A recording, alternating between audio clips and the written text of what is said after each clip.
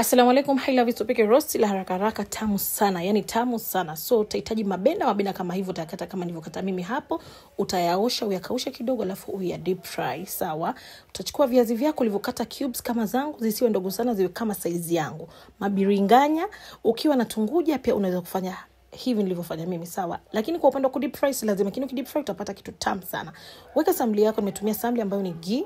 Unaweza kutumia mafuta ya kawaida, weka kitunguu unaweza kuweka kingi kama unavyopenda, magunia ama magunia mawili, ni tamu sana. Sawa? Kitunguu kishaiva, weka tomato unaweza kuzigrate ili usipoteze muda jikoni. Hakikisha tomato zako zinavurugika vizuri.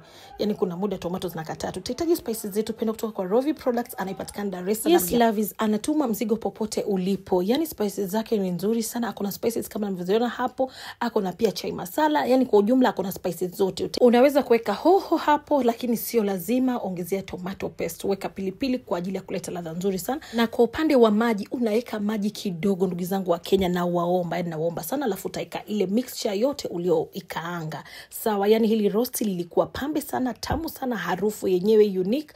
Utanyezea ndimu kwa ajili ya ladha fulani. Nitamtag Rovi Products, ndo na nyinyi pia msikose utamu kama huu, ilikuwa tamu sana.